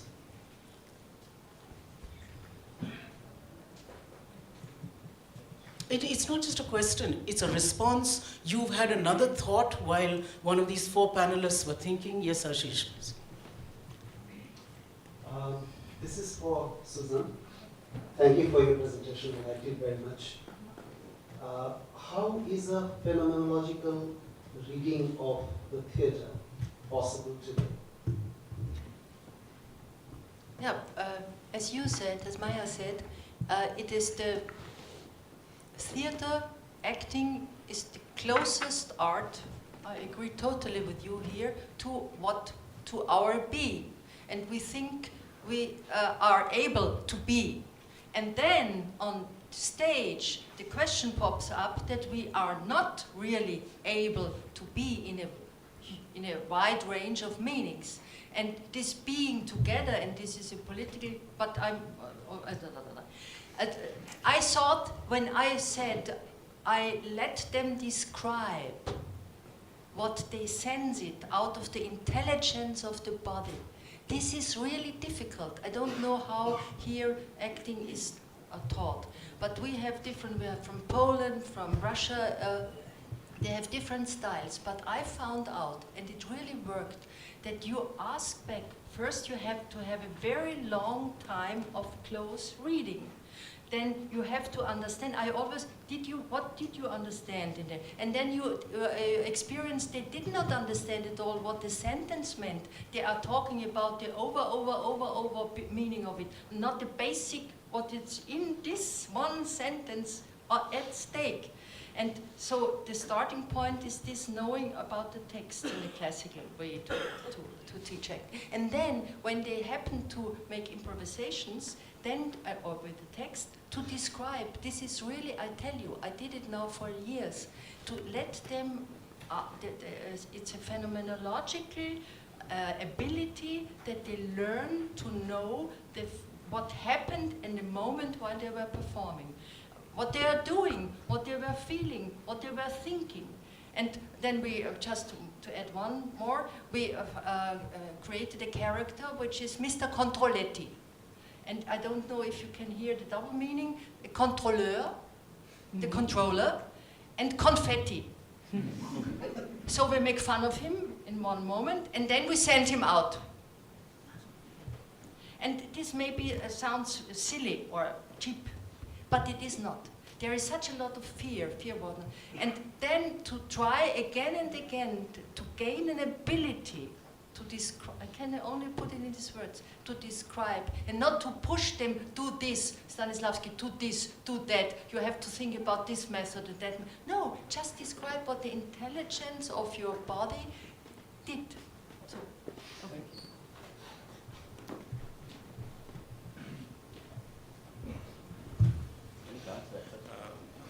Isn't that a question? Daniel using this HO2 for water, maybe we might have learned something else. So it is a slip of tongue, or she is meaning something? Sorry, repeat the question, please. She is using HO2 for the chemical.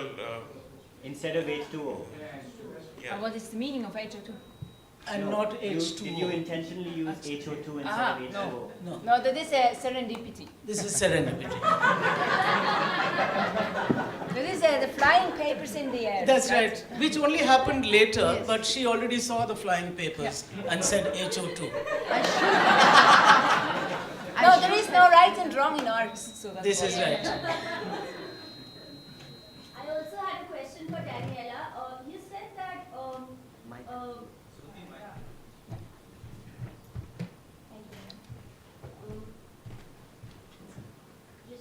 Yeah, you had mentioned that playing with material in theatre makes symbolism visible.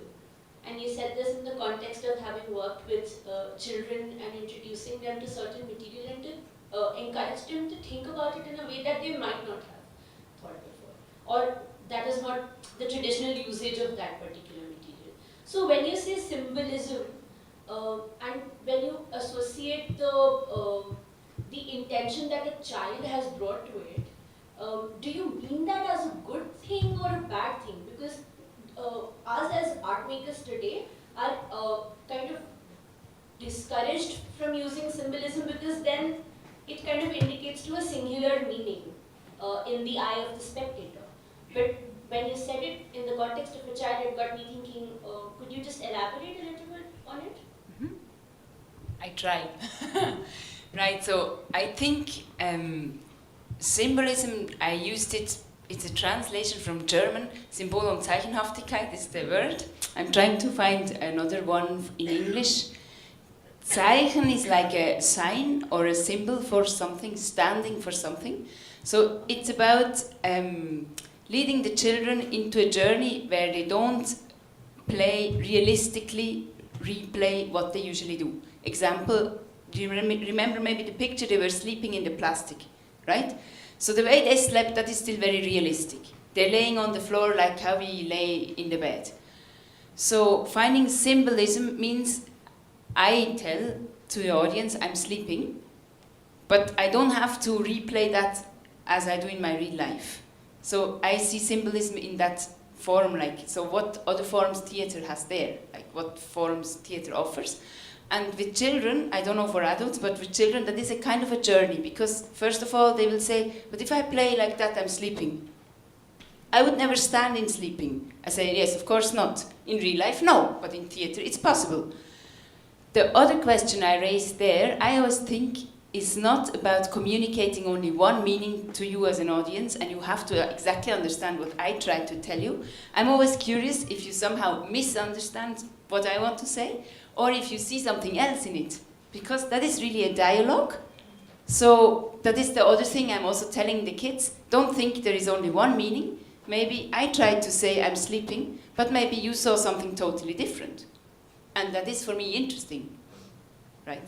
That's my answer. And I suppose that's the difference also between language and visual.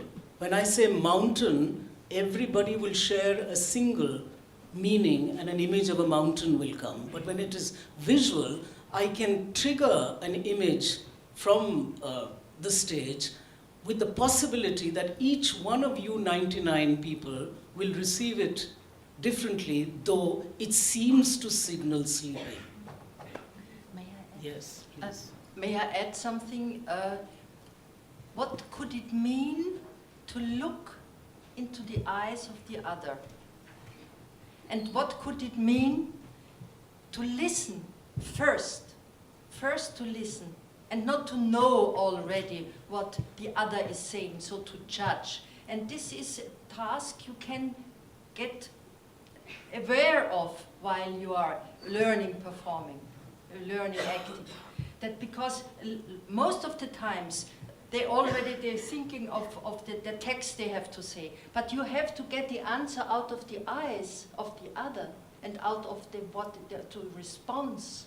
And I think this is a huge task which you also can say it's a kind of to listen to the phenomena of life.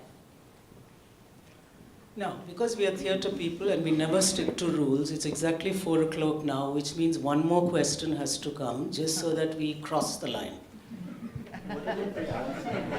Oh, and then, of course, Jehan has closing remarks. I do. No, I'm joking. Yes. Anyone? I think so. बड़े चुप हो आप लोग?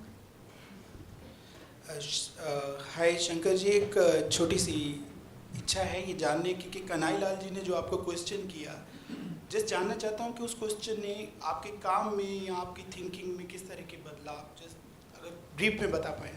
So the question is that he mentioned a theatre director who asked him the question way back, what is the purpose of doing theatre? Of your theatre. And so the questioner wants to know what impact did that question have on your work after that? So I trained in a school in Singapore in a very intercultural, multicultural context. So I had classmates from mainland China, Malaysia, Singapore, Hong Kong, and I was trained in the tropes of intercultural work, multicultural work. I came back and had this question. I was working with Japanese actors, German dancers, and that was what I was doing. So this Kanela's question was like suddenly like okay, like, is this what it should mean? Like, this question started in me, and then suddenly I discovered in my backyard there is this domain, this indigenous culture with whom I was unable to relate to. So my question, that the way it translated to me was, my intercultural theatre sensibilities, can it make any sort of engagement with these people in Attapadi? So that question led me to completely shift my life and work and everything to this jungle, and now that's where I find myself. He finds himself there, and we find ourselves here at the end of a session. Thank you very much, and thank you very much, the panel. Thank you very much.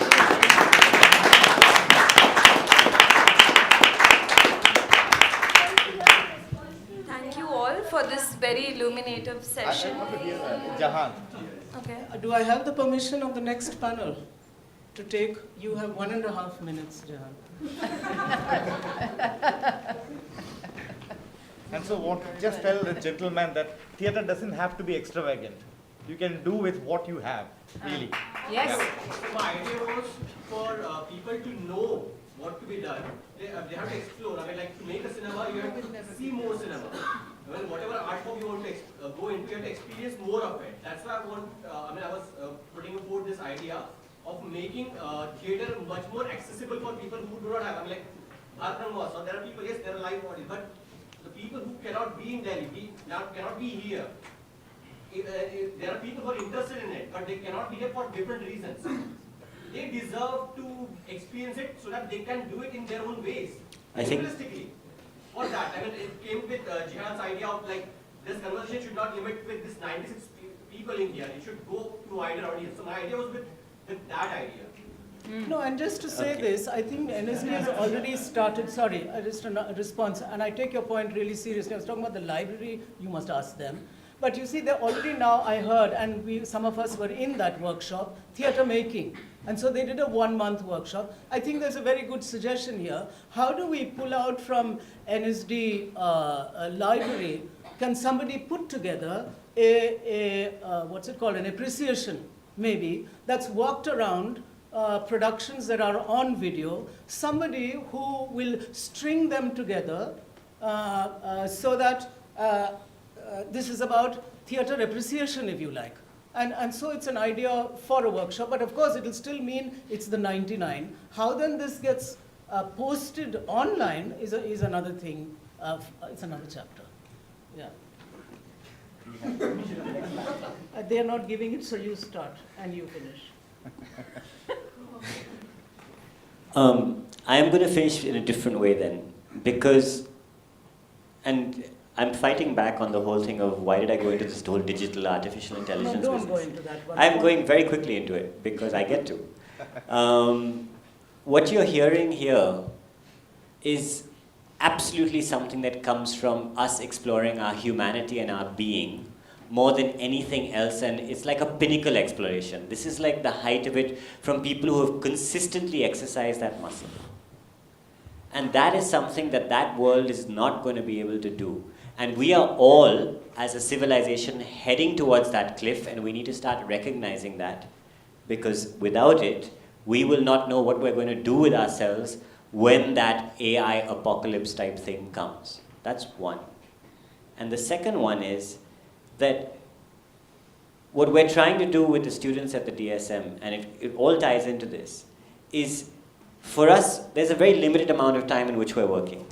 And we're trying to make sure that we have 18 students, there are 18 pedagogies going on, because everyone is negotiating the training experience that they are getting at an individual level. And the question came up when Sankar first started to also come and assist us at the DSM, is like, what is the pedagogy of your school? And we could not have an answer. It was the pedagogy or the teachers coming to our school were as pluralistic as the students that Sankar were working with and as the teachers that worked with. In fact, we look up to ITI or then TTRP as a possible solution of how do we negotiate. And what we're all looking for in all of that is fundamentally the basic act of being, the basic act of performing with a universal truth of presence, immediacy, watchability. These are words we talked about in 2008. And what we are doing is, Yuki will approach it in her own way. Tushar will approach it in their own way. I will look at it and ask that big question that I'm asking you here. I asked them at Theatre Making Labs, why should I care with what you're trying to show me? Why should I care with what you just tried to present to me? Why do you want me to care? And that's my challenge to them. And we don't know how yet, but it has to, some of that is also what you talked about. How do you access this, what's happening, the memory of the body, etc.? I don't know how they're doing it, but somebody is adding to it. So all I know is I can put the big challenge out there, and that's the big challenge to you guys. And it's not just about sending things out on webcast, etc. How are you going to take the work that you are doing in the here and the now, which is going to be this new visual, and how are you taking it to the 25,000 people, or the 250,000 people, or 2.5 billion people? Thank you very much. Thank you all for this very illuminative session. It has broadened our perspectives a lot. Now we shall take a short tea break and meet again for the next session, Visual Language from the Point of View of Practitioners, at 4:15. Tea will be served outside. Please help yourselves to it, and see you all back soon.